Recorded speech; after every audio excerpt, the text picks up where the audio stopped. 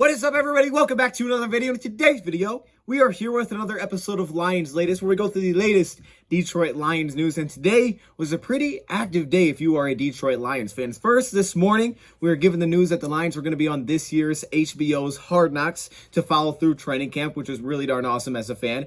Then, on top of that, we were told that the Lions were going to host an upcoming NFL draft in a couple of years, which is great for anybody that lives near Michigan, because now you're thinking, hold up, I might be able to go to the draft, and it's going to be in Detroit. That's awesome. Rod Wood was hype. Plus, we got to hear a little bit from Rod Wood talk about the Lions. Jared Davis had his introductory press conference with the Lions, which was a little bit on the longer side, but it was really good. And finally, draft rumors, and I guess also draft odds. It's that season, so let's get it started. The city's been down, and it found a way to get up. And when you knock us down, we're going to get up. And on the way up, we're going to bite a kneecap off, all right? And we're going to stand up, and then it's going to take 2 more shots to knock us down. We're going to take another hunk out of you. Before long, we're going to be the last one standing. Welcome, everybody, to another video. Glad you guys are here. And we're back with another episode of Lions Latest. And it is draft month. That's what we're calling it. I know it's not a new month. It's not technically April, so that probably doesn't make any sense. But I'm calling it draft month because we have like 30 days until the draft. So we're just going to say that this begins draft month for the Detroit Lions. So from here on out, we're probably going to be talking a lot about the NFL draft. As I continue to put together my draft guide, that will be released very shortly. And that'll continue to update up until the draft. But in this video, we do have a lot of things to discuss for the Detroit Lions. And I first just want to start off with the updates. Earlier today, we were told that the Lions were going to be on this year's HBO Hard Knocks. We did a video on that. Shout out to everybody that checked it out. And personally, I'm very excited for this. I think this is really cool to get to see kind of the behind the scenes. Rod Wood basically said that he would prefer not to be one of the teams that would have qualified for that. But as they went through the process of what it would be, kind of having the final editing say of what's actually going to be in and what's going to be out, he said he felt very comfortable with the situation. I know as a fan personally, I just want to see it. I would love to see some behind the scenes,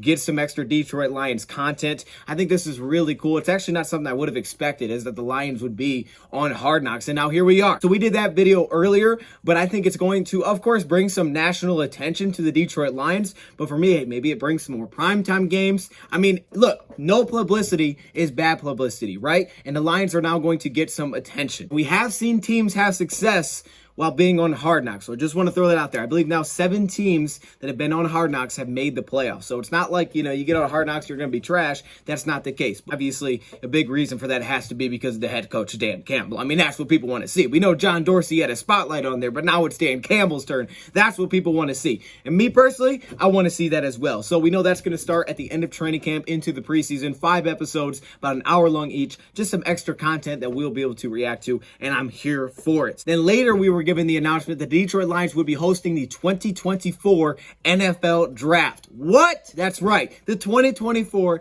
NFL Draft is headed to Detroit. It's coming from Cleveland. This season, it's going to be in Vegas, and next season, it's going to be in Kansas City. But then in 2024, it's headed to Detroit. And Rod Wood said this was something that the Lions have been really working on for like 4 to 5 years, trying to make the case. And the Lions were picked over 2 other cities to host the 2024 NFL Draft. He said, we may not get another opportunity to host the Super Bowl at Ford Field. It's going to be held outside, weather permitting, of Campus Martius Park. So I'm thrilled. This is going to be really cool. This would be like the perfect first draft to go to, would be to go to the one that's in Detroit. I'm just super excited. The buzz that's going to be around that time. Hopefully that time the Lions are successful. So it's like, we're taking a late pick in the draft. Either way, it's just really cool that the Lions are getting this spotlight. So to have both of these things come out in the same day, have the Fox Theater involved. They want to have music playing. So it's just, of course, going to be a lot going on in downtown Detroit. And then plus they said they'd be shooting off fireworks on the border. So I think it's gonna be really cool. Of course, that's way out, so we'll probably know more information when we get closer. It's 2 years away. We're really talking about something that's 2 years away. Let me know your thoughts in the comments below on that one. But I wanted to start off with those 2 things first. But before we get any further, let's kind of keep it with the Rod Wood side of things, because there was a quote that came out from Rod Wood, and I watched a lot of his, pressers today. Most of it was about answering questions of the Lions, the draft, of the Detroit Lions being on Hard Knocks. However, I did find one answer. It's according to the Detroit Free Press. I was unable to actually find the clip of this, but it was about the Detroit Lions basically not pursuing quarterback Deshaun Watson, and why the Detroit Lions didn't pursue Deshaun Watson. I think it's a very interesting answer. We have a quarterback. So we were never in the game for that. I don't want to get into the off the field stuff and what the Browns talked about, what they did and other teams that pursued him, but it just wasn't part of our plans. So boom, it's a short, quick, straight to the point kind of statement. But it's definitely something that I wanted to point out. It could be a nice little confidence call for Jared Goff being the quarterback next season. And I just believe that that's the situation the Lions have kind of set themselves up. And I think you could argue that for many reasons. I also do understand when people say, well, we have the 2 picks, so, why not just use the 2 pick this year? Personally, I don't think there's a quarterback in this draft that I want to use the 2 pick on. That's just how I see it after watching all these guys.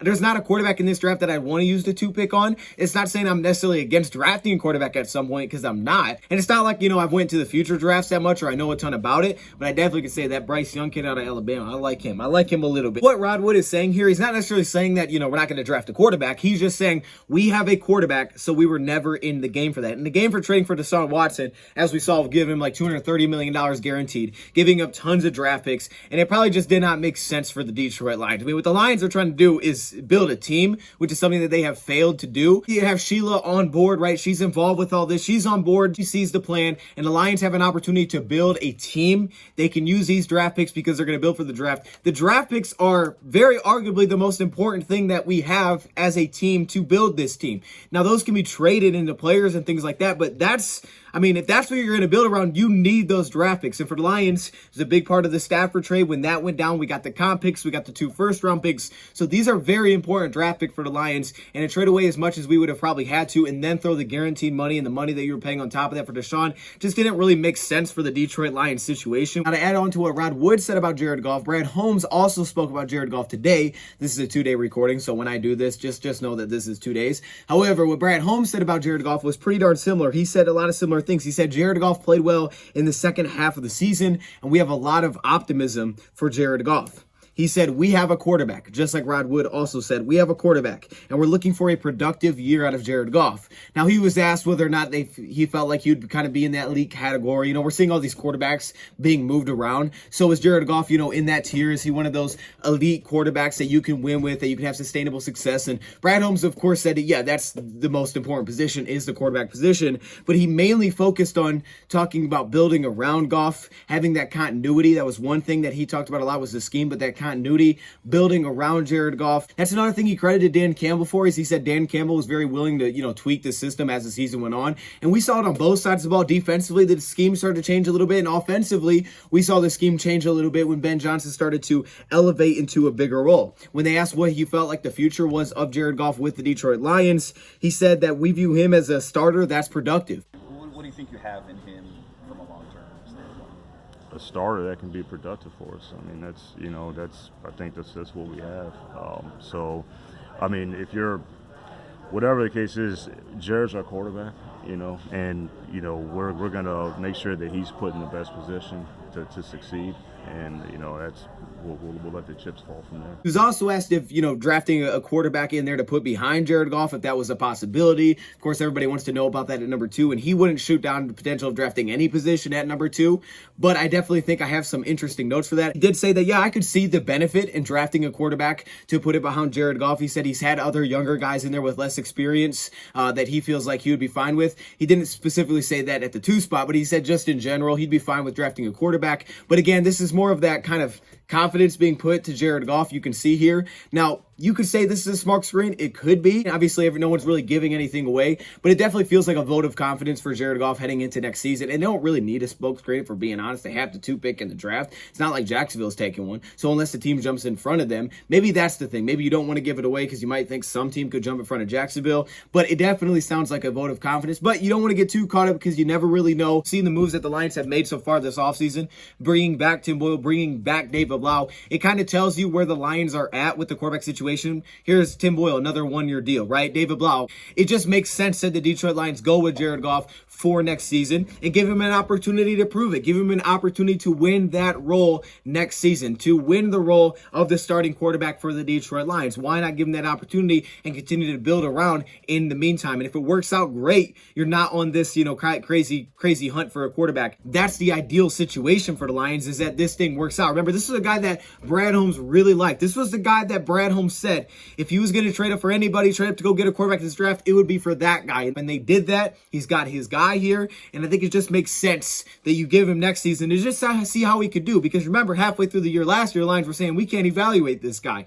But you saw him play well in the second half. It's going to be a big season for Jared Goff, but I'm excited for it because I think he can do really well with this team. I think he can honestly take a lot of people by surprise next season. So I'm hoping for that to be the case, but I believe that it can be the case. But again, everybody has their own thoughts in this year's draft. Maybe there's a guy at 2 you're thinking, hey, that guy's worth that pick.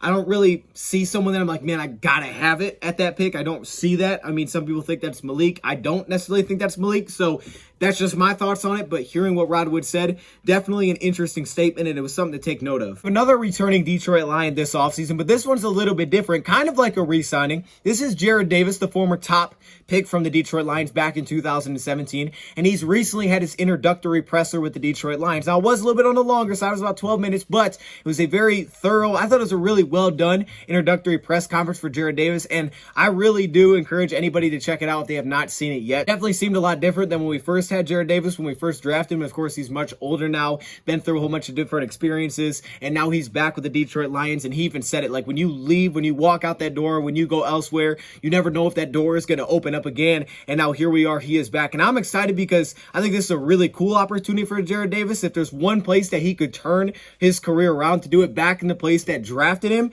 that would be the coolest thing. But there was a couple of answers that I did want to touch on here. First off, he did say that, yeah, he sat down with, of course, the coaching staff, and they did it before. You know, he left back in this past offseason going to the New York Jets for the $5.5 million deal where he was signed to a prove-it deal. We also heard that time Dan Campbell liked the guy. I mean, not enough to give him that kind of money because we didn't have much money last season to spend, and that would have probably been our highest free agency contract that we've given out, more than Tyrell Williams, so we didn't do that. But he did seem to like Jared Davis, the way that he was talking about him. The guy that will, you know, put his hat down, he'll literally split your chin open is what he said about Jared Davis. But unfortunately, it didn't work out this past season with the Jets, as he missed the first 8 weeks of the season due to an ankle injury. Comes back from that, starts for a few games. They end up kind of benching him basically, and he starts to become a rotational defensive player. He starts to play on some special teams, and now here he is. He gets free agency again. He's picked up by the Lions. But as I said, he had an ankle injury last year. I'm not going to use this as an excuse for him. I do have to watch more film. But as I said, he definitely didn't look as fast as I've seen Jared Davis. He looked a little bit slower, and I also thought he had a little bit more weight on, but he did look a little bit slower to me. And what he said about his injury was this: tape is king. He said that's one thing that I understand now, is that, you know, tape is king, and trying to play through injuries, you want to be that competitor, that guy that just plays through injuries, isn't always the correct decision. Kind of hinting to that maybe he was playing through the injury last season and he wasn't at 100%, and that's something that he understands. He also had an ankle injury in the past with the Detroit Lions. Some of the things he talked about were kind of like relationships with players and the coaching staff, but I thought there were some good answers in here. Of course, now he's teaming back up with Alex Anzalone, which is pretty darn cool. And he's like, you know, now we both have a little bit of money to spend so we can have fun with it. Football is not everything, and it can be a little bit easier, you know, when you understand that side of it. But he, of course, talked about, you know, wanting to put in that work. And he said, I love the process. He said, I went through this. Look at my history. He said, going back to high school, college when he was at Florida, you know, having to work his way up into that role. You know, when he was drafted as a first-round pick, he was kind of plugged in and was like, you're the guy. And, of course, things kind of went the opposite direction for him in the new scheme, and everything like that kind of messed it up. Now he's kind of working his way back up from the bottom, if you think about it. I mean, he's not coming in expected to be a starter. He's got to work his way up if he wants to earn that kind of role. And he said, you know, I've been doing this, and, you know, I'm going to work day in and day out, and when I get there, you know, how tears of joys and everything like that, but until then, you know, it's that work that he can appreciate. It's about the scheme simplicity to, you know, having a role when talking to the Detroit Lions, simplicity to know what your role is and to play fast and execute that. Now, this is something the Lions talked about when they first got in here, this coaching staff with Dan Campbell. They talked about the defensive backs, wanting those guys to get playing faster. Dan Campbell talks about wanting these linebackers to play downhill, not laterally. We want these guys clean. We want them working downhill. So I definitely think that'll fit Jared Davis a lot better, but even that's something that he brought up as kind of the simplicity of the scheme as a whole. His things that he kept going back to and talking about was the bonds, the relationships. Talked about the importance of bonding, you know, with players and, you know, with the team and everybody in the staff. Calvin Shepard was the guy that he played with, and now he's coaching him, and he said that's something that was lacked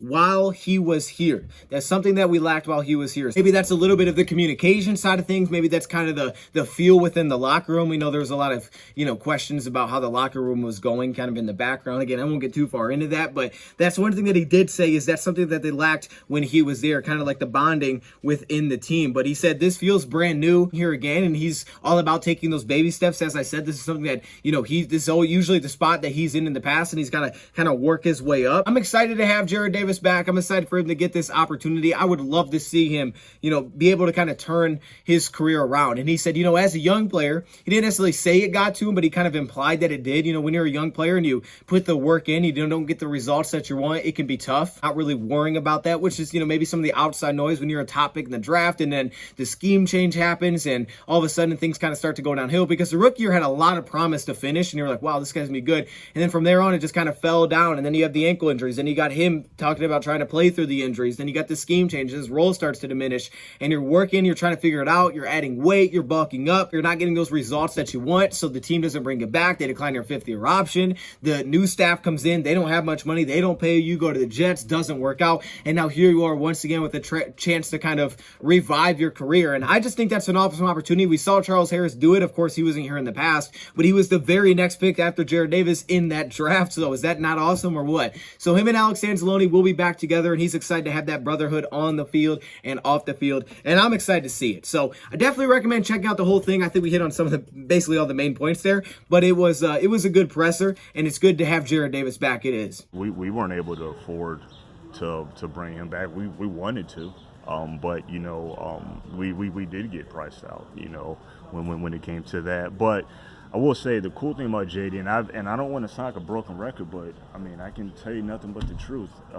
Again, hearing him as much as he wanted to come back here to Detroit, and that kind of started with him and Dan all had a conversation, before free agency really had kicked off, and we had a lot of transparent discussions, and he really liked what we were doing. And then it was cool to hear him talk about, even when he was in New York, kind of just keeping up with some of the guys that was with us. And he mentioned that he saw my draft video with me being explosive and all that stuff, but he said that he just said it felt like home. Really realized how much I missed it, like while I was gone too. He said we didn't have the money to go get him. We didn't have the money to bring him back. We would have liked to bring him back. We didn't have the money to do so. Like I said, that would have been the Lions' most expensive contract. So I think that's really cool. If there's any reason to be excited and hopeful that this thing could turn around for Jarrad Davis in Detroit, that's a reason to believe. And to stay on the free agency note for 1 second, we may go into this deeper at some point, but when asked about the free agency, because a lot of people will see it as a very quiet free agency, not making a ton of moves, and he honestly answered Rad's question, because some people look at it and are like, hey, we only won 3 games, why are we bringing our guys back? I thought he had a great answer to it. I totally understand, from especially our fans' perspective, that you say, look, man, 3-1 team, why are you bringing back the same players? But as much work as we put into, the production that those players had, in our system, and then having that continuity with our coaching staff coming back as well, there's a lot of optimism for that. And again, it's still being aggressive. It's just that, it's not always saying that you're not being aggressive if you don't go the external route. People wanted us to get more external help. It's just, always the grass is not always greener, and then you kind of know who the culture fits are and who aren't. But we're really happy with the guys that we brought back. Again, it's a testament to our organization about the guys that wanted to come back, and the production that they had last year. We had compared them to other players across the league, especially probably, of course, in a similar type of price range. And he said with the players that re-signed, it wasn't just bringing our guys back. We felt like it was just good re-signings. It was just good re-signings for the production they had in this scheme. What they are going to be, culture fits. He brought up a couple names, Tracy Walker specifically, at his price point, Charles Harris, which was an amazing price point. Where we got him is incredible. I mean, he's like in the price point of a Samsung Ebukam, and he made half the money that Hassan Reddick's making. I keep bringing that up, but he had one more pressure than Reddick, yet he's making half the money Hassan Reddick is. It's an incredible price point. Khalif Raymond, that the price point they got Khalif back, is trying to sign a different receiver at that price point, you're not getting a guy that productive. So I thought he made a really good point there that you may look at as just re-signings, but he said to us, it wasn't like that. We do our due diligence. The thing is with the scouting department, they scout everybody. They know everybody in the National Football League. They may be wrong or right on the guys, who knows, but they scout everybody. Josh Reynolds Reynolds had a career season. And he said with last year, we had those conversations. It was tough, but, through that season, there were times that we, because of our plan, we held back. He said we could have maybe added a couple of vets here and there and possibly got 1 or 2 more wins on the season. I know at one point we were very frustrated with the receiver position and, of course, the tackle position. It's like, why don't Lions do something? But he said, we stood pat, and he felt like that started to kind of crystallize as the season kind of came to an end and as we kind of got to the end of the season and you started to see the results of that. I definitely get what he's saying. Like if the Lions would add receiver, earlier, or if they would have added a different tackle earlier, they could have probably bumped their win total up, but they wanted to see all these guys and go through all their players and see what they had in the building. Important to bring up that last season, I mean, we did have a lot of changes, just in scheme in general, had a lot of turnover. The offense scheme changed halfway through the season, right? You got a new guy that's taking on a much bigger role. You have a lot of changes in terms of personnel. So there's that adjusting, and that's where he credited Dan Campbell and said, look, Dan Campbell is, he's willing to adjust the scheme to the players they have. Now we're seeing it with the defense, but even last season, the second half of the season, the defense started to shift a little bit based on what we had. Certain guys were playing different positions, right? So we were also adjusting. So last year he said it was kind of like a feeling out year, feeling out the new players, feeling out where guys best fit, trying to figure it out as the season went on. And as you got to the end of the season, you started to feel like you were putting pieces in the right spots. And now you feel good about where that's going to be heading into next season versus where you were last season when you were kind of trying to figure out where things go. Plus, with that continuity, re-signing guys that you feel like were worth the money, bringing those guys back that you already kind of know, like, okay, here's where he's best at. It should kickstart a lot faster this season than maybe it did last year when the Lions didn't have a win until the bye week. And it's just the same thing directly. You could just look at Goff stats directly. Goff stats and the second half of the season versus first half of the season are night and day, not even close. Now, I mean, the first couple games, they weren't bad, but I mean, it's not close. And that shows that Sheila is invested in this plan that the Detroit Lions are going with. True, I mean, if you really look at most positions, even aside from just tackle and receiver, I mean, most positions, like you got an opportunity. Someone got an opportunity, whether it was linebacker, cornerback, safeties everybody got opportunities last year where you got to put it out there on film. I mean, there's no more projections based on practice. You got to put it out there. We know what you're bringing to the table and we know where we need help. So when you talk about laying the foundation, taking one on the chin a little bit last season, like Brad Holmes kind of alluded to, the Lions did that. If it goes as planned, it could set up really well for the future. And a couple quick notes here. He did say that TJ Hockenson is a guy that they would like to do the exercise of 50 option on at some point.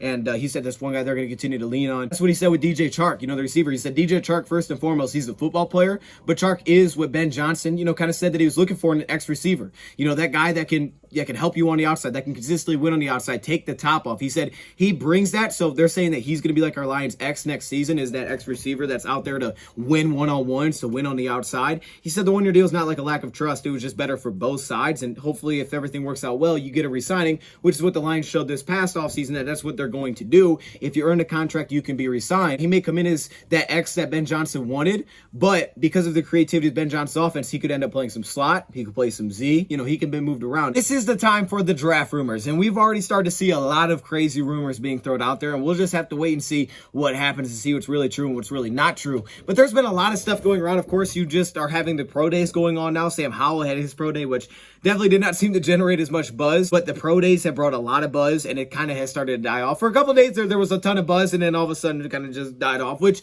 is, normal. Saw the same thing at the combine, all this buzz about like guys like Jordan Davis, and I feel like slowly it's just kind of like, okay, hold up, wait a minute. It's more from the outside maybe than from the inside of teams, when they kind of look at that stuff. Maybe some teams do value it super highly, but the rumors continue. And now, according to DK Sportsbook, Trayvon Walker is now the favorite at plus 250 to be selected with the number 2 overall pick. Now, they're not specifying that that's the Lions, but I'm pretty sure they're implying that's the Lions. Now, if they're just saying number 2 in general, like he's going to be the 2 pick no matter who's there, that's different, but that wouldn't make a ton of sense because if a team traded up there, the team might not want an edge rusher. So I'm assuming they're talking about just the Lions here, that the favorite right now, according to DK Sportsbook, is that the Detroit Lions would be selecting edge rusher Trayvon Walker out of Georgia. Now, we also saw a report that was put out today, and it was just kind of a rumor. Not necessarily a guarantee that if the Jacksonville Jaguars are going to go with an edge rusher, that it's going to be Aiden Hutchinson, that Trayvon Walker could kind of push himself into that mix, and he could end up being the top pick if the Jacksonville Jaguars decide to go that way. We got to hear from the Jacksonville Jaguars head coach Doug Peterson, and when he talked about the offensive line, he basically said, those offensive linemen really aren't going to affect the draft. Bringing back guys like Cam Robinson aren't going to affect the draft. We just wanted to solidify the offensive line and protect the quarterback. So he kind of left the door open to still drafting a tackle. Just that time of the year where these kind of things get thrown out there, and who who knows? Maybe it is true. Maybe Jacksonville is actually interested in taking Trayvon Walker at number 1. Maybe Detroit threw something out there. Maybe some other team did to get the Jacksonville Jaguars interested in Trayvon Walker. Maybe somehow this ends up where Trayvon Walker goes number 1 and Hutchinson somehow falls to number 2, and that's how it works out, and the Lions are happy because somehow they finessed that, and that's what they're looking to do. I don't really know. One thing that we have seen since the combine is Trayvon Walker's stock go through the roof. Now, that doesn't mean that his stock is going through the roof within these NFL teams. It could, but that's not necessarily what it means. We might be on the outside thinking, man, this guy is just flying up, and all of a sudden he goes number 15 in the draft, and you're like, what the heck just happened there? How did that? I don't know if Philly would take him or not, but why did he just go number 15? I thought he was, a top 5 prospect. That kind of thing could be the case, and that could end up happening. The Jacksonville Jaguars will start there for a second. We know they're going to be running like a 3-4 front, and Trayvon Walker actually could probably make sense for that. One thing about Trayvon Walker, because apparently now he's a favorite to be the Lions draft pick, which I'm thinking was some kind of byproduct of this rumor. I don't know for sure, but if they're saying that Trayvon Walker could be in the play for number 1, and you've already seen his stock rise, then it just makes sense that, okay, Lions need an edge. He's the favorite to now be the draft pick here. And I could see it. I could see why that would be the case. Probably could make sense for the Jacksonville Jaguars. Then they're going to play a hybrid 3-4 front, and Trayvon Walker brings unique versatility to the table because he has played at a lot of different spots. Now, we got to hear him at the combine saying that he thinks his best role is kind of playing like a base 5-tech defensive end, slightly on the outside shoulder of an offensive tackle. He feels like that's the place that's most comfortable with him. For one thing that we've seen from Trayvon Walker is he has been super versatile in his time with Georgia, playing like that as a defensive end. We've also seen him kick inside, especially on pass downs. The guys line up over a center. He does a lot of stunt work where he works completely across the entire offensive line. They also do a lot of slant work there because Georgia likes to blitz a lot. It likes to blitz their linebackers, so sometimes he may not be getting the pressures, but he'll pull off a slant, up a linebacker to kind of work his way through a blitz. We've also seen him line up on the edge occasionally and try to get some pass rush from that spot. So for Jacksonville, if you're looking at a guy that's played at a lot of different spots defensively, but the biggest selling point has to be what his measurables are. 6'5", 270 plus pounds. I think it's 275, somewhere in that range. And he ran a 4.51 40. It was the fastest 40 time from anybody with those measurables, according to Pro Football Focus. But it wasn't just the 40. I mean, it was everything at the combine that he did so well. It really brought attention to Trayvon Walker because when you watch his film, of course, the production isn't there, but then you also kind of see that the role that they utilized him in, he wasn't really like the outside linebacking, edge rushing guy. He was the guy that was on the D-line. A lot of times you would see him line up inside of tackles, which kind of took away from just purely rushing off the edge for him. But an athlete at that size, we know that the draft picks are not just, hey, what do we get right now? Who's the best player at this very minute? It's also an investment. And while your first pick, he's got to have an impact, it's also an investment long-term. And maybe you look at him and you say, hey, the guy's played all these different positions. He's a crazy good athlete. He showed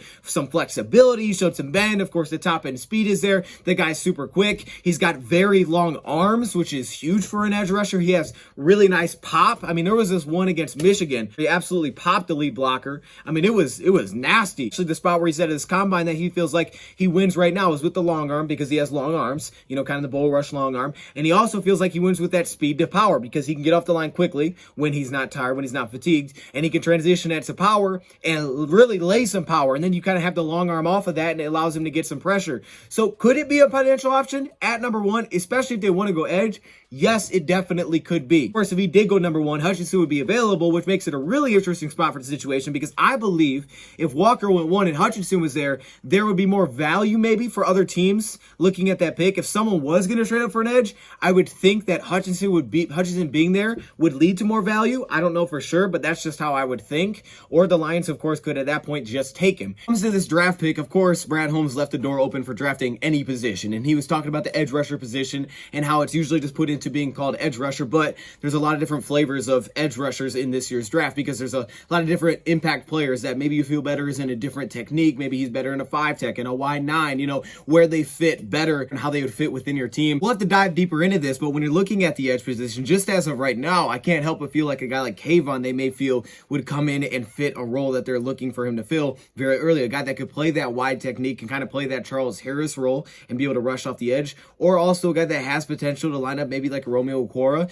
get in a 5-tech, go against an offensive tackle. Then maybe a guy like Hutchinson. Maybe the Lions are a little bit less interested in a guy like Hutchinson at his build. I don't know for sure. A little bit less of a smooth player on the edge. That'll be something we dive into. They view George as a 3-4 defensive end. If that's the case, then maybe he doesn't fit for the Detroit Lions and what they're looking for. So that'll be super important that we continue to dive in that as we get closer to the draft. One thing that he kept kind of putting a subtle push towards was when asked about the two position, because usually it's a tackle or it's a pass rusher or it's a quarterback, kind of just continuing to say, but there's also other positions that we feel like, you can get playmakers at. And that's what you ultimately want to get, is a playmaker. Those are the premier positions. You got to protect your quarterback. You want to rush your quarterback. You need to have a quarterback. But there's also other positions where you can get a playmaker. And again, he could be playing us here and doing this on purpose, trying to be like, oh, he's not looking at taking those positions. But it makes me really continue to think about Kyle Hamilton. And he's like kind of just putting it out there. So I don't know, maybe he's doing it on purpose. But if he's not, he definitely was giving subtle hints to like, well, there's also other positions that we feel could have impact. Kyle Hamilton being a safety. Number 2 pick. There's multiple players at multiple positions that, that if we turn the card in today, we could turn that card in today and sleep well at night. I know, and that's a testament to everybody in our building, our personnel department. We're so far ahead in the process, our scouts, and there's still some pro days left and all that. I don't think pro days define a player. So we've done enough work where, there's multiple positions where we could turn it in and sleep good at night. He's also asked about trading back, and he said there has been discussions about trading back. He's told us in the past that he would be open to trading back, so we kind of confirmed that. But he said there has been some discussions so far, not a ton of discussions about trading back, but he expects it to heat up like it did last year, especially now that they have the 2 pick. Personally, I'd be in for a Detroit Lions trade back at this 2 position. We'll take a look at my edge rushers in a second, but I would absolutely be down for a trade back because I think there's multiple guys, just like Brad Holmes said, there's multiple guys we feel like that if, we wrote down today, we put that name on that card, we would go to sleep well because we'd feel good about the draft pick that we made. I think there's multiple options, and it doesn't have to be a pick at 2. So if you could trade back, I still think you could feel good about your pick and add more draft capital, which is the most important thing to how the Lions are building this team. Yeah, we've had dialogue with a couple of teams. I wouldn't say it's been a lot, but there has been a couple of teams that we've had some dialogue with. They could definitely make a trade without seeing what the number 1 pick is, meaning that they could make a pre-draft trade, he feels like, without necessarily seeing who Jacksonville takes. So it doesn't have to be in the moment. It could be something that could happen before the draft. He thinks that's something that they could actually do if they were going to trade back in this draft. We don't know where Jacksonville's going to go. Could it be tackle? Do they think they're going with tackle? I think it's still going to be Hutchinson. We'll see how that plays out. Say Aiden Hutchinson doesn't go number 1. Are the Lions for sure going to take Hutchinson at number 2? That's the thing. I feel like Hutchinson may be one of those guys a little bit lower on their board when you talk about schematic fit specifically, because he's focusing on the edge position and what role they play. I think that's where Aiden becomes interesting, is kind of the schematic fit. Great player, but the schematic fit, I could see that having him a little bit lower than a lot of people do on the Lions board specifically. I don't know how the Lions see it. I don't know how they see it playing out, and maybe they have a different sense from Jacksonville, but just from the outside looking in, I believe that Hutchinson's the favorite to go with the number 1 pick. To say that you'd be willing to trade out before the draft even started, where you don't have to see number 1 pick, it tells me that Hutchinson may not be on the top of that board, especially if you're just simply talking pass rushers. It could also just be as simple as they have a lot of guys kind of clumped together at that spot, so even if that's the direction that they wanted to go, they don't feel like maybe Aiden Hutchinson separates himself to the point. They have to sit and wait to see what Jacksonville Jaguars do just to see if he's available. They'd be okay with acquiring more draft picks and moving back early, especially if that yields better return. That's super interesting that he says that, so basically you wouldn't be worried about who goes number 1, because you still feel like there's multiple options. Maybe you have a good feel about how you think the board could go, but you feel like there's multiple options that you could take. I would love a trade back, especially if you traded back and landed like I like Kyle Hamilton. I feel you would feel really good about it, and you got to believe the safety will fall a little bit unless the Texans take him at 3, which is possible, but who knows, with Nick Caserio there. Or maybe you could get one of those edge rushers. I mean, if we could somehow trade back and get a George Karlaftis or a Kayvon Thibodeau or something like that, I mean, I would feel really good. He also didn't count out the potential of drafting a tackle. He definitely didn't make it sound like the Lions were going to do it. he brought up again that offensive line is that one position, if you're looking at the offense as a whole, that feels like it's pretty stable, but we still need to improve there because you don't look at it and say this is the best offensive line in the league. I guess one way to do that could be drafting a tackle high, putting him at guard, but specifically he brought up depth. They want to add depth everywhere. Lions need a backup tackle. Please do it, Brad Holmes. I got a feeling you're going to do it, and I hope you do it. I think you will. But he said right now where the roster's at, we're not in a place where, it's like, okay, we don't need this or that. He said we can get starters on both sides of the ball. We can improve depth on both sides of the football. Behind Trayvon Walker for the number 2 pick is tied between Malik Willis, the quarterback out of Liberty, who has been getting tons of hype since the pro day, and I would really say since the combine.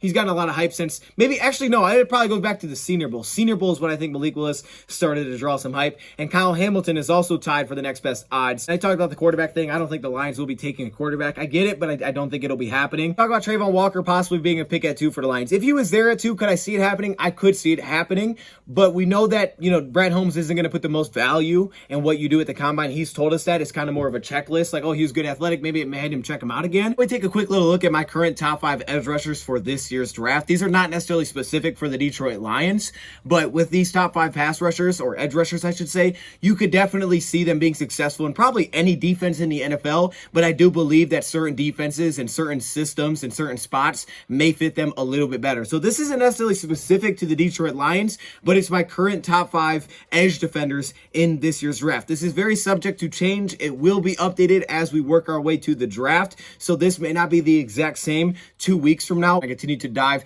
into their film. I feel good about all 5 of these guys in the film that I've already watched. Now I'm kind of working into some of the depth of the edge position, so that'll all continue to be updated. That'll be all ranked by the time we get to the draft, and that'll all be on doseofdion.com under my draft guide, which is going to release very soon. However, I just thought we'd take a look at my top 5 as of right now, where I have Trayvon Walker, where I kind of view the top 5 at, but a lot of these guys could be interchangeable, and I could probably argue different spots for each one of these players and say, well, this guy should be above for this reason, but as of now, here are my current top 5 edge defenders for this year's draft. Starting off at number 1, this one has kind of been the same, I think, since I've started diving into the edge position, and I still have Aiden Hutchinson as my number 1 edge defender. And again, Aiden Hutchinson may not be everybody's exact cup of tea, but I believe that if you put him in any defense in the NFL, he could find a way to be successful, but we know he prefers to play that stand-up 2-point rushing role, coming from Michigan's defense, who looked a little bit more NFL style last season with a Baltimore Ravens coach as their defensive coordinator, and we saw him take off. He prefers to play in that kind of role, but you could probably put him in any type of defense. But of course, if you're going to draft a guy that high, you want it to be the perfect fit.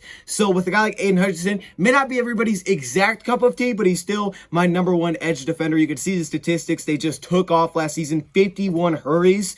2020 had the injury. 2019 he had a good season, but 2021 was incredible, and that's why he was a Heisman finalist. Now, I do want to throw up the 3-cone drill there, what his score was from the combine, because I think everybody gets caught up on what Trayvon Walker did, but it's easier to forget how impressive that time was for a guy like Aiden Hutchinson. That was the best in the class, in the combine. Aiden Hutchinson, 6.73 3-cone drill. It was better than Trayvon Walker. He also had the same 10-yard split as Trayvon Walker. So while his 40 time wasn't incredible, I think definitely with the edge position, you shouldn't get too caught up in what the 40 time is. I mean, maybe rarely that could come up to play on the field.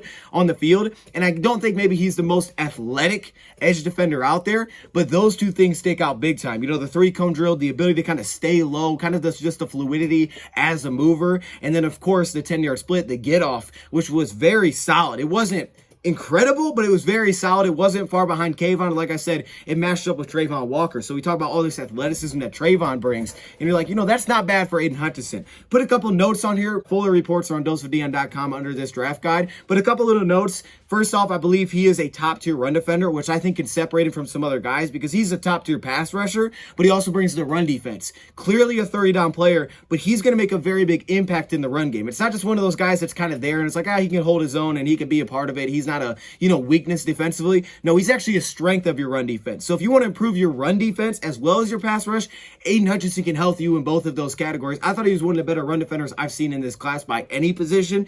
Extremely strong at the point of attack. He is dominant against tight ends. You love the pursuit that he has. I just think he's a very impressive run defender that has no problem whatsoever setting the edge. He has tons of strength throughout his body, and it shows up setting the edge as a run defender. Now, we have seen some versatility within this game. We have seen him slide inside. At Michigan defense, they did some 3-4 type of looks defensively. We've seen him play like a 3-4 DN, line up at a 2-point stance outside of a tackle. We've seen him move around, especially on pass downs. He kind of plays anywhere, and they just try to get him in matchups. So if that means putting him over the center and having him stunt to the outside, whatever it may be, they're just trying to give him an opportunity to get after the quarterback, and he's a movable piece for that. But again, he helps you against the run, so he helps you put yourself in that situation. Also think he's a very smart player, very intelligent player that adjusts to what he's seeing. He adjusts in game the tendencies that he sees, and he can adjust to those things and not continue to get beat by the same thing. That's something that's not talked about enough with Hutchinson. I didn't list it here, but it's very important. So the power, inside, agility, the guy's very powerful, and he can kind of just work through tackles all the way back to the quarterback, and he just keeps coming at you. To me, what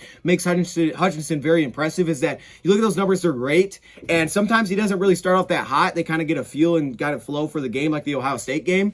But obviously, we'll get to one of the weaknesses in a second. The thing is, he can kind of seemingly wear players down as the game goes on because he just keeps coming and coming and coming. And with all that strength, he just seems to wear guys down. But also, with that, he still has great agility. Winning some of those inside pass rush moves, that's where most of his success comes from. It's incredible agility for a guy at his size. While he moves kind of choppy, not as smooth as some of those, smooth bend edge rusher guys, the production is undoubtedly there, and he's a player that I think just brings a lot. Some of my issues, again, is the bend. It's not that incredible, so if you're looking for a guy that has a little bit more of that flexibility, a little bit more of that dip, you're probably not, this may not be the perfect choice for you. Also, he does prefer to play in that stand-up role, so for him, he's able to kind of set up tackles a lot with his feet, win with his feet, win to the inside, versus kind of having him be like a speed rusher, hand the dirt, win off the edge. That's not going to be consistent, or at least where he's at right now. Edge ways to win. He has kind of a go-to here, scissors move that transitions into his rip through move. You'll see it all the time. Anytime he usually goes outside, and he'll do it to the inside as well, but it's like a high scissors, and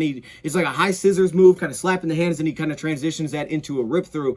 He just doesn't have a ton of other go-tos outside of that. And situation, had to throw this in there because he did have David Ojabo, which this is what a good team has. 2 good edge rushers is very helpful, but it allowed them to put a guy like Ojabo, let's say, on the left tackle, usually the better tackle. Even sometimes he would get the help, and he could free up Hutchinson to go one-on-one like the Ohio State game against their right tackle, and at that point, now you have a very big mismatch. So he benefited from that. I think his stats benefited from that, but it's still just the value of having 2 really good pass rushers. So I still have Hutchinson at 1. At 2, it's very close for me. I think this is a very close number 2, and I think you can make cases, like I said, to interchange a lot of these. I think this almost might be 2A and 2B with these next 2 players. Right now, as of this very second, I have George Karlaftis, the Purdue edge rusher, at 6'4", 266. He brings in a lot of size. I think when I first started doing this, I didn't watch him a ton. I just watched a little bit. I was like, I don't really like it. But I came back to it, and you have to come back to it, rewatch. And George is a guy that grew on me pretty darn fast. Obviously, the stats are pretty solid. 35 hurries, sticks out, 5 sacks, not incredible there, and 10 tackles for loss, same as Hutchinson had.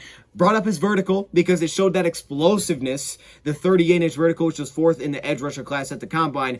For me, George Karlaftis, the biggest thing, and I put it as my first note, is the attention that he gets. There is so much attention thrown his way. He doesn't have a David Ojabo across from him. He has a good edge rusher, but not no Ojabo. The attention that teams throw at this guy is incredible. Even when they're not throwing, double teams or a tight end into chip or running back in to stay and help or 2 guys on 1, even when they're not doing that, they're rolling the pass protection to his side. They're sliding pass protection. So the entire offensive line moves to kind of not let him get around the edge, and it leaves the other guy with a much easier one-on-one, especially if he can win the edge. He should be getting pressure all day.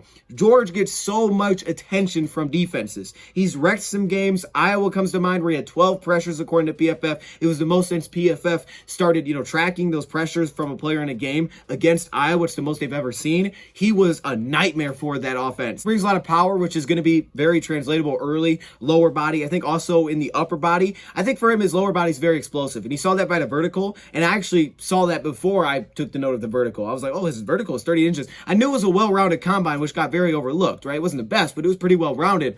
But I think you've seen his lower body. Everybody's going to say, we want him head up on a tackle, and, you want him to get on tackles early. To me, I agree, but I also believe that he is very effective wider that he gets. When he gets out wide and he gets outside of a tackle and he can kind of play a 2-point stand-up rusher, he's not the best get-off. I think it's kind of more of a mild get-off, but there is some pop there. And then you have the lower body drive where he can really just bull rush opponents. He has nice fans, especially at the break point, and he has a pretty deep arsenal of pass rush moves. It's not like he's coming in extremely raw. He brings a lot to the table with what he can already do. The spin moves aren't always effective, but he brings it to the table. There's a lot of ways he can win. He can really just kind of redirect some people at times. I'm impressed with what I've seen out of George. I know the numbers don't necessarily reflect it, but this is a player that has played a lot of snaps. Going back to his freshman year, I think he was averaging like 69 snaps a game. And then this past season, he played over 49 snaps in every game but one. He doesn't come off the field either, which is awesome. So George is a guy that I'm really, starting to like. His arm length isn't incredible, which can make his projection a little interesting in run defense. I think that's where it shows up, because as a run defender,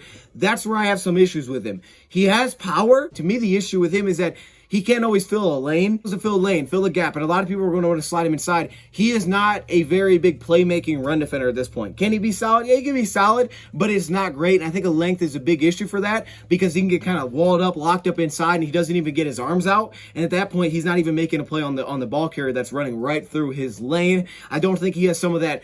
I call it as like warp ability, where he can kind of be in the area of a player and just reach out and snag it. He doesn't have that. I think another part of that is the length and just effectiveness. He's got a lot of pass rush moves, but sometimes, some of the plans and some of the things that he throws at you be effective. And it's like, okay, maybe the timing isn't great here. Maybe we're trying to do a little bit too much here. But I have George as number 2. On number 3, it's very close right now. I have Kayvon Thibodeau at this point. We know that the most important thing is going to be the shoulders and above, and that's what the scouts are for, to learn all the background on these guys. That's something that I don't know with any of these players. I mean, we could say what people say, well, he's a good leader, but you really don't know, right? I mean, everybody's going to say they're a good leader. We don't know about these guys, and that's what it's going to come down to for success at the next level. What is their drive? What is their hunger? What is their willingness to get better? What is it for those guys? And with a guy like Kayvon, we've heard the things brought up about him, but simply just going off what I've seen on the field, still very talented. And he's working his way back up for me. 28 hurries, 7 sacks this past season. He didn't play against Ohio State, which really stinks. I would have loved to see that matchup. 6'4", 255, 12 tackles for loss. The bench press reps stick out. He had the most bench press reps at the combine at 27. He didn't go through his, other combine drills there, but the 27 bench press reps is huge. It shows a lot of power. To me, he's a little bit unpolished as a pass rusher, but he has all the tools that he could easily become very, very good at. Coverage ability kind of just, to me, tells you the type of athlete that he is. The fact that he can line up in man coverage on running backs, like that kind of thing's very impressive. Moves really well in space. We've seen him drop 15 yards in his zone coverage. I've seen him one time drop into a receiver's area, and he was like right on the play on the sideline. I was like, what the heck? The first step, explosiveness. If the Lions want a guy that can explode off the line, he's going to bring that to the table. It's a really nice first step, and that's a place that he can win. And it really seemed like the wider and wider his sets got, the more problems tackles had, because they had to get more depth, and he would beat them to that spot the wider he was able to get. It was just so impressive where, guys would draw false starts. Guys would overset completely and leave the middle open because they would have to worry about that get off. And if they didn't, he could just run right past them the wider he got in like a very wide technique, which is super impressive. That's something you can't teach. And then he has the bend aspect too to kind of just pull it all together within his game. Run defender, he's solid. I think he's better than George right now, but at the same time, I wouldn't put him on the Hutchinson level. Issues though is through the game. I think there's certain games where you can kind of find start to tail off a little bit as the game goes on. There are definitely players in this draft, even top edge rushers, that are much more rotational than he is. However, counter rushes, this is something that I think you could improve upon. Is kind of that counter rush plan is where he's going to go after that first move stalls out. What do we do after that? You don't really see a counter pass rush plan, and that's just something that needs to be developed within his game. And the stiff lower body, he's a pretty, he's got nice bend, but I think he does have a relatively stiff lower body where it's almost like he can't make himself small when trying to win inside. He doesn't really skinny up very well. His production is incredible. We saw him have a really good freshman season. It's important to keep in mind that, a guy like Myles Garrett came out. Guy had 8.5 sacks. Still more production than what we saw from Kayvon, but, he was a little raw too. He drew a lot of attention, but there was even some inconsistency in his game when you saw him come out. But with a guy like Kayvon, he has that strength, that explosiveness and strength and solid length with good bend. Put all those things together, there's a ton of upside there. And number 4, I have the Georgia edge, or I guess defensive line, whatever you want to call him based on what he played with Georgia, Trayvon Walker at 6'5", about 275 pounds, 270 pounds. It was really about the combine that buzzed his name like crazy, because before that, there wasn't much talk about him being like a possible top pick in the draft. But then the combine was just insane. Whether that's the 40 time, whether that's the get off, whether that's the bend, he was going through drills. Dude looked incredible in every single drill. And then you start to think to yourself, okay, at that build, what he did at the combine, you look at the role that he played at with Georgia, there could be a lot of untapped potential. He had a lot of snaps inside tackles. They did do some 3-4 looks, and he wasn't like the outside linebacker usually on those plays, which is different from Jermaine Johnson, because Jermaine Johnson, when he was there before he transferred out, he did play kind of that like outside linebacker role. Trayvon Walker played more on the D-line, so he could get kind of slid in. The size, the speed, and versatility. If you want to run him as the 3-4 base DN, you could do it at his build, but at the same time, he doesn't lack any athleticism at that build where it's like, well, he might struggle a little bit trying to play the edge. Shouldn't struggle playing the edge because he still has incredible all-around athleticism, speed to power. This is one of the ways that he wins. He even said at the combine, this is where he believes he wins. And yeah, he needs development here. I feel like he's just raw as a pass rusher, probably the most raw pass rusher of these 5. He needs that development, but speed to power. Get off the line so fast, and whether that's over a tackle, whether that's outside of a tackle, whether that's in a stand-up roll, he has that get off to speed, very long arms, which is very projectable, right? We talk about all-around potential. It's not just because of the combine scores. It's also because of the arm length as well, which is very projectable, especially setting the edge. But as a pass rusher, which is why he wins a lot of times with that speed to power, he has some absolute pops on his tape. Long arm move. This is another thing that he said at his combine presser. This is how he feels he wins, the speed of power and the long arm. I still think he is pretty darn raw as a pure pass rusher, especially if you're going to ask him to play a little bit more, as more like just a pure kind of defensive end or edge rusher rather than sliding in still. I think what's important to mention with long arms is the run defense side. And one thing that we did see, because we're not exactly sure what his role is going to be at the next level for whatever team he goes to, but with that length, it's very important because he can be a very impactful run defender. And honestly, at Georgia, this guy would handle double teams. If he's right and he's got that low get off, he has tons of upside as a run defender. The playmaking can be a little bit hit and miss, but to be able to hold his gap, that's something that he can do at a very high level when he's right. That he may have the most transitionable traits for a run defender. You could slide over a guard and he could probably still handle his own as a run defender, right? Maybe not perfect right now, but his ability definitely brings that to the table. At his size, his length to really just wall off offensive linemen, the power that he demonstrates. So that's important. And I will throw one little note in here as well. The coverage. When you talk about dropping the coverage, a lot of times I'm looking for the kind of athlete they are in space, but I think this could definitely transition to what he could be as a pass rusher. The spot that he has a lot of potential is with his feet, of course, and it's the stop-start ability. One of the things that I like most about him as a prospect, that ability to kind of pause as a pass rusher, stop and start, change of pace as a pass rusher to really set up tackles. Like, you start to nail these things down where the polish starts to come in and he just becomes a very smooth player. The traits that he has, most guys in this class just don't have. To be able to just stop and start. I've seen guys do it at 240, but not 270 plus. I think he's definitely raw to consistently win at that role coming out right away. He's more of a rotational lineman, which makes sense when you look at the D lineman that Georgia had. Why wouldn't he be rotational? They had so much talent there. But you could see it. It's almost like he got fatigued at time, and maybe that's part of the role that he's playing. But he would start to get a little bit high off the line. His punches became a little bit less effective. But he was a rotational player on that defense. The pass rush polish to me is just locking, and it's all across the board. Whether it's just strikes, we talk about the long arm and speed of power. Those are things you could build off of, but just consistent pass rush moves. Now, he went against Evan Neal. He didn't look like a top pick against Evan Neal. Makes sense. Evan Neal's one of the top tackles, if not the top tackle in this class, and he had some solid reps, but it wasn't incredible. You could tell that he looked a little raw when he was going one-on-one against Evan Neal. Counter moves, the initial go-to moves, the strikes, the counters off of that, the consistency, whether that's consistency in hand placement, consistency in get off, consistency in figuring out what his role is. He's a very interesting projection, and while this is an investment, so you could be looking at it saying, hey, well, look, we think Walker has the highest upside. I get that. You could argue this makes more sense, especially if you love, the character of the guy and how he's going to come into the locker room, how he's going to work. I completely understand it, but there also is a side to me, just based on the film of last season, I can't say that he's better than I can't say that he's the number one edge rusher just based on the film that he put out there. I think Kayvon has a lot of potential in his game versus maybe what some people think of. Everybody talks about Trayvon, but I think Kayvon's kind of in that category too, where he has a very high ceiling.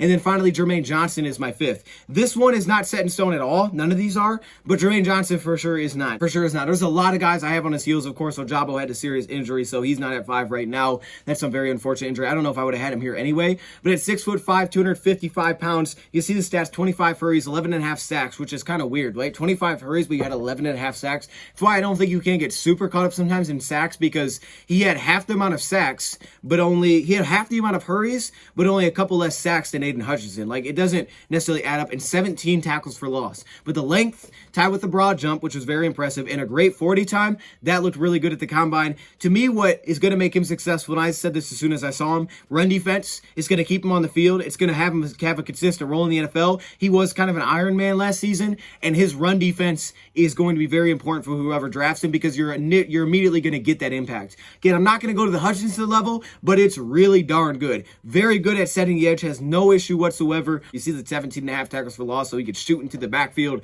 Like, the run defense is probably his biggest strength, if I'm being honest. Now, I think active hands. This comes more, I think, with the initial pass rush plan, but I think he does have active hands with the initial pass rush plan where his hands just keep moving. He keeps his hand up. You don't see him get fatigued and his hands go down. He's, being lazy with it. His hands stay up all game long. And like Hutchinson, I feel like he's one of these guys that kind of can wear you down.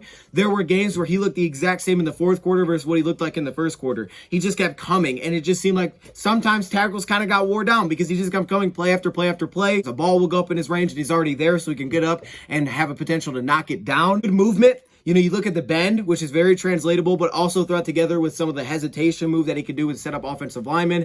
And as you said, the run defense. Some of the issues is the acceleration. A lot of people just question his top end tools, and it's understandable because I think speed, acceleration is a little bit questionable. The production, obviously that took off this past year, was not like that at Georgia. It's just kind of the upside with him, as he looks like you can come in and help you right away, especially as a run defender. It's some of the upside, but definitely grew on me a little more as I went back and watched him. I knew the run defense, I liked it, grew on me a little bit more, but you do see a lot of sacks that he kind of just falls into, sometimes without always quick wins. So that's what's important about that stat line. And there's a couple guys I think on his heels, obviously Ojabo, but the injury. But guys like Arnold from Penn State, very big fan. He may end up being in my top 5 when this is, by the time we hit the draft. Even a guy like Nick Benito out of Oklahoma. I know he's, maybe got some questions about what he can do run defense because of his build, but as a pass rusher, wow, that guy is really scary. Aside from the TCU game, I thought he was really good last season. And I really started, it was very quick that I was like, I like this dude. I like him a lot. So there's some guys that are really pushing up here, but as of now, here are my current top 5. So, it always does come down to off the field,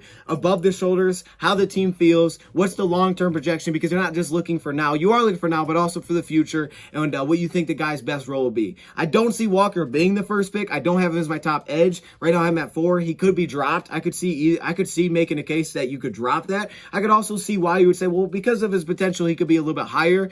Maybe he'll drop, maybe he'll go up as we get closer to the draft. But for now, those are my top 5 edge rushers. So let me know your thoughts in the comments below on these top 5. Again, DoseDN.com will have a draft guide dropping soon, and it will have, more rankings than this, and it'll have kind of my breakdowns of each player. Thank you, for watching, and I'm out.